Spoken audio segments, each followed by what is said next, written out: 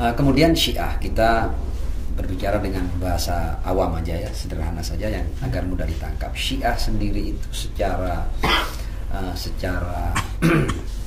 arti dalam bahasa Arab itu Syiah itu artinya pengikut. Ya, dan kata Syiah ini di Al-Quran ada, ya kan? Sebagai contoh namanya dalam surat As-Saffat ayat 83.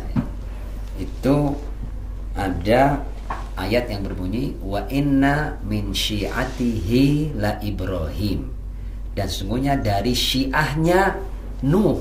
Siapa dari syiahnya Nuh? Nabiullah Ibrahim. Jadi kata Syiah ini kalau kita kembali kepada Al-Quran, ya ini kata yang sangat mulia. Bahkan Nabi yang mengikuti Nabi sebelumnya, kita kan tahu kan Nabi Nuh secara zaman lebih dahulu daripada Nabi Ibrahim. Nabi Ibrahim juga bukan Nabi yang sembarangan, Nabi yang sampai mendapat predikat Abul Anbiya, ya, ayahnya para Nabi dan lain sebagainya. Dan itu predikatnya Ibrahim di dalam Al-Quran, syiahnya Nuh. Wa inna min syiatihi la Ibrahim. Ya. Atau juga dalam kejadian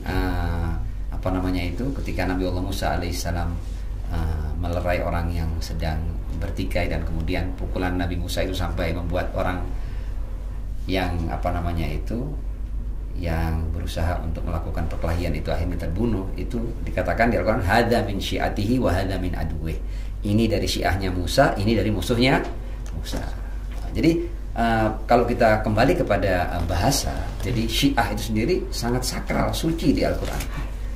Nabi Ibrahim diberi predikat sebagai syiahnya Nuh alaihissalam. Saya tidak perlu perpanjang karena biar tidak kayak kuliah ya. Itu secara bahasa. Adapun Syiah sendiri sebagai salah satu madhab lah ya di dalam Islam.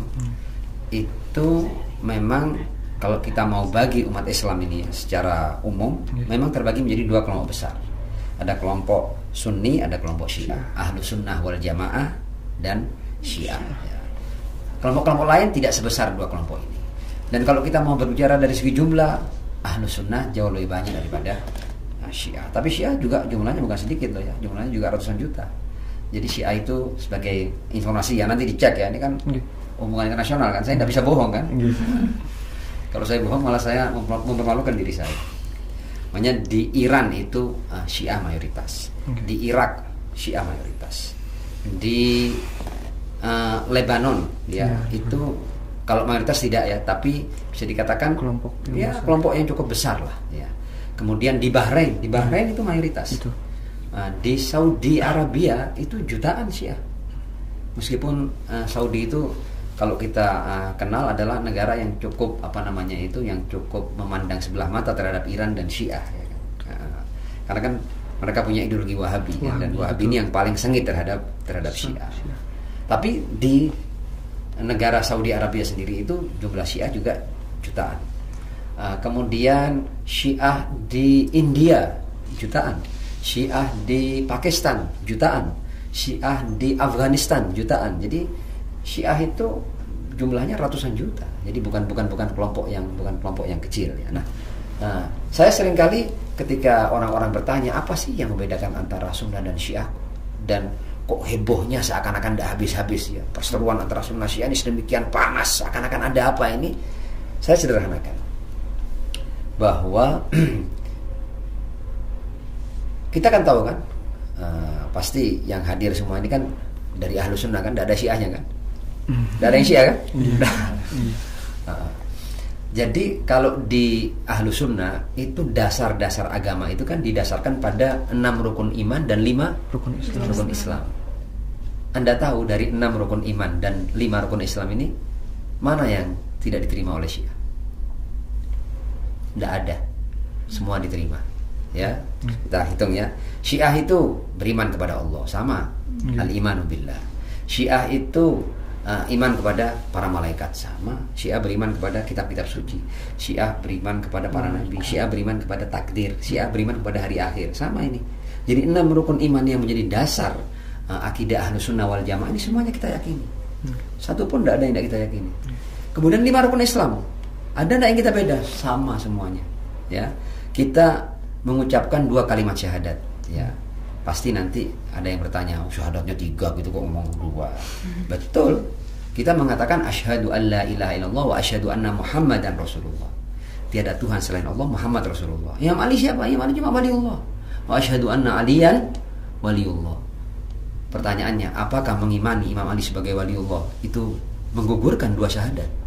Jadi kalau seandainya ahlu sunnah yang meyakini para wali, ya kayak Indonesia Wali Songo, meyakini Syekh Abdul Qadir Jailani sebagai wali, ya ahlu sunnah kan meyakini kan, para wali kan tidak satu kan, banyak kan. Iya, betul. Apakah meyakini wali itu menggugurkan syahadat mereka? Ya tentu tidak. Yang pasti kita sama-sama meyakini kenabian Muhammad SAW, dan bukan hanya itu, bahwa dia sebagai nabi terakhir, khatamun nabiyyin, sayyidul anbiya wal mursalin, sama semuanya. Ya.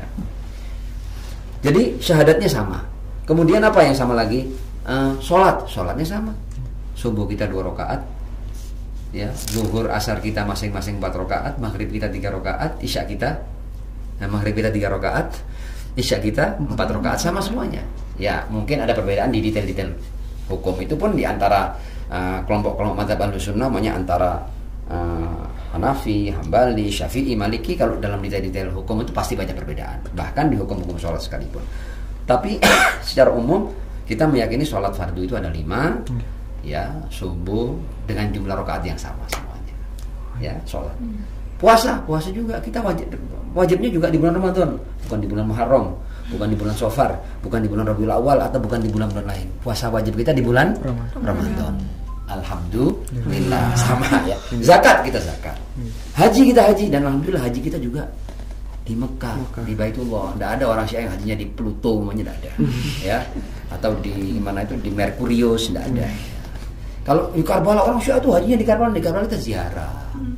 Ziarah. Ya kan, kalau ziarah dianggap haji, berarti semua orang ahli sunnah yang ziarah ke para wali ini haji juga mereka. Ya enggak juga. Ya. Sama semuanya. Apalagi tadi? 2 kalimat syahadat, sholat, puasa, zakat, haji, sama semuanya. Lalu apa bedanya? Kalau semuanya sama, kenapa kok berseru? Bedanya ada. Nah ini saya mau jujur nih. Bedanya di mana? Ini perbedaan yang penting antara sunnah Syiah. Bedanya ya antara sunnah dan Syiah itu, kalau Syiah itu meyakini imamah ilahiyah dari beginning of world, ya kan, beginning of itu human being, ya. Ini bukan berarti saya bisa bahasa Inggris lah ya, karena saya akan bertemu dengan mahasiswa, ya saya berusaha untuk menyamakan frekuensi, ya. Dari sejak awal sampai akhir, to the end of day, ya, dari from the beginning to the end of day, ya.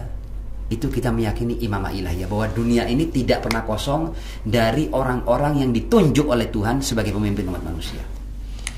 Kita meyakini imamah ilahiyah. Karena itu kita meyakini pemimpin umat manusia itu sebenarnya ya Adam alaihissalam pemimpin, Nabi Nuh, semua para nabi ini. Jadi ada era para nabi, para rasul, kemudian setelah rangkaian para nabi dan para rasul ini berakhir pada pribadi Muhammad bin Abdullah sallallahu alaihi wa alihi. Jadi berakhirnya rangkaian kerasulan itu bukan berarti berakhirnya rangkaian insan-insan ilahi yang ditunjuk oleh Tuhan. Yang bedakan apa? Yang bedakan bahwa risalah dan kitab suci yang dibawa oleh nabi terakhir ini sudah sempurna. Tidak akan ada risalah baru, tidak akan ada wahyu baru. Kitab sucinya ya ini, sama ini, podo bae. Ya. Ya, hanya saja kita meyakini pasca Rasul ada orang-orang ditunjuk oleh Tuhan melalui Rasulullah. Itu yang kemudian kita meyakini sebagai 12 imam itu ya. Pertamanya Imam Ali bin Abi Thalib, kemudian Imam Hasan, Imam Hussein, Imam Ali Zainal Abidin, Imam Muhammad Al-Baqir, Imam Ja'far Shadiq, Imam Musa Al-Kadhim, Ali Ar-Ridha, ya, Muhammad Al-Jawad, Ali Al-Hadi, Hasan Al-Askari, dan yang terakhir imam yang ke-12 itu Imam Mahdi, Sohibul Asri wa Zaman. Dan kita punya keyakinan yang agak aneh tentang Imam Mahdi ini. Imam Mahdi ini kita meyakininya dia lahir pada 15 Sya'ban tahun 255 Hijriah. Sekarang kan sudah 1400-an kan. Ya, sampean agak sulit jadi Syiah. Karena sampean harus meyakini seorang yang lahir sudah puluhan abad yang lalu dan hidup sampai sekarang dan memimpin. Aneh kan? Nah, makanya jangan jadi Syiah. Ya kan? Susah jadi Syiah itu. Anda harus meyakini seorang pemimpin yang lahirnya 255 Hijriah. Tapi itulah keyakinan kita, bahwa kita meyakini bahwa dunia ini tidak boleh kosong dari orang yang ditunjuk oleh Tuhan. Jadi kita meyakini imamah ilahiyah dari awal sampai akhir.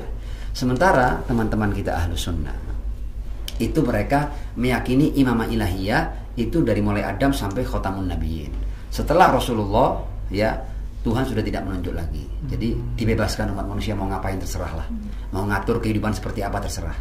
Karena itu kemudian, nah ini sedikit ya bahasan karena saya kalau bicara sama yang awam saya tidak terlalu panjang begini karena saya bicara dengan para mahasiswa dan mahasiswi, ya saya harus agak detail sedikit untuk menjadi bahan kajian Anda. Nah, tapi sekali lagi ya, jangan pernah terpengaruh jadi Syiah ya, jangan. Nah, apa tadi itu? Nah, lupa nih, udah tua. Tentang ya, sudah saya ingat. Jadi Islam agama sempurna nggak? Ini kebetulan Muslim semua kan? Nggak ada yang Wisnu bukan Hindu. Islam, Pak. Islam ya? Kok bisa ada Wisnunya? Kebetulan orang tua saya tuh orang Jawa gitu, Pak. Jadi mbah dulu nitip nama. Bagus sudah. Sip sudah. Itu berarti akulturasi. Ada kebinekaan ya. Betul, Pak. Dan kalau memang semuanya sudah paham kebinekaan harusnya tidak ada perseteruan. Antum sampean tidak perlu ribut-ribut buat resolusi konflik. Karena mereka sudah paham dengan kebinekaan. Singkat cerita,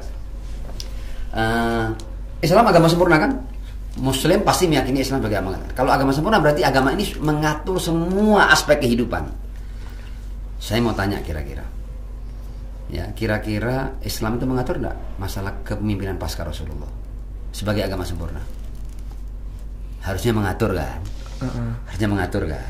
Nah, tapi pada kenyataannya kalau kita orang-orang Syiah itu kita meyakini bahwa sudah diatur sejak awal itu ada imamah ilahiyah dari awal sampai ini sudah selesai dan jadi tidak perlu sebenarnya kalau orang mau ikut ini orang tidak perlu keluarin duit untuk pemilu dan sebagainya ribut konflik dok nanti sebenarnya kalau mereka mau menerima pemimpin dari Tuhan selesai sudah kehidupan. Oke? Tapi kan pada kenyataannya tidak kan? Nah, tapi teman-teman Ahlus Sunnah meyakini imamah ilahiyah ya dari Adam sampai khotam, tapi setelah Rasulullah Islam sudah tidak ngatur lagi, tidak diatur, diserahkan kepada umat, terserah umat mau ngurus apa namanya itu kepemimpinan seperti apa. Makanya kan lahir teori khilafah ya, teori khilafah. Nah khilafah sendiri ketika kita tanya polanya seperti apa, bingung kita ya. Banyak 4 khalifah pertama ya, kita ambil contoh ya, 4 khalifah pertama ini dipilih dengan pola yang berbeda-beda. Ini menunjukkan bahwa memang Islam tidak apa namanya itu mengatur masalah kepemimpinan dalam Islam.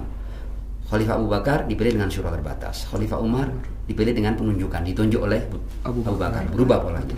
Khalifah Utsman jadi khalifah karena dewan 6 orang yang dibentuk oleh Umar. Kemudian Imam Ali bin Abi Thalib itu menjadi khalifah karena terjadi revolusi sebelumnya. Ada pemberontakan, Khalifah Utsman terbunuh, kemudian mereka berbondong-bondong datang kepada Imam Ali untuk dijadikan khalifah. Imam Ali awalnya menolak. Dauni wal tamisu ghairi, enak aja. Kalian habis bunuh Utsman, saya mau dijadikan khalifah. Nanti orang-orang akan menyasar saya sebagai dalang pembunuhan Utsman. Tapi Imam Ali terpaksa menerima karena kalau diterima umat ini akan hancur. Ya, silakan dibaca sejarah nanti ya. Diterima ini dan betul. Setelah diterima ini akhirnya Imam Ali menghadapi 3 perang saudara. Ada perang Jamal. Musuhnya siapa? Tolha, Zubair, Ummul Mukminin Aisyah di sini. Nggak main-main loh ya. Islam itu sudah berdarah-darah sejak awal. Kemudian perang kedua Siffin berhadapan dengan Muawiyah. Perang yang kedua Nahrawan, itu orang-orang Khawarij, orang-orang yang jidatnya hitam ya, yang apa namanya itu mohon maaf, yang lututnya dan apa namanya itu apa ya, kapalan ya, tahu kapalan ya, kapalan ya. Mereka hafal Al-Quran semuanya, tapi mereka memahami Islam secara tekstual ya, dan contoh contoh kekiniannya ya ISIS kemarin itu. Ya, itu contoh kekiniannya ya. Jadi mereka memahami Islam itu kaku, ekstrim, radikal, kasar, bengis ya, dan mereka alih-alih menjadikan Islam sebagai agama yang rahmatan lil alamin, akhirnya orang semakin jijik dengan Islam dengan cara mereka berislam. Oke. Jadi bedanya di situ. Ya, jadi semuanya kita sama, bedanya kita meyakini imamah ilahiyah dari awal sampai akhir. Teman-teman Ahlus Sunnah meyakini imamah ilahiyah dari Adam sampai khotamun nabiyyin. Dari khotamun nabiyyin Islam sudah tidak ngatur lagi. Terbukti bahwa 4 khalifah pertama itu dipilih dengan pola yang berbeda-beda. Setelah Imam Ali sudah terjadi dinasti, jadi kerajaan, monarki, anak ke bapak, sudah tidak ada Islamnya. Betul. Ya, cukup.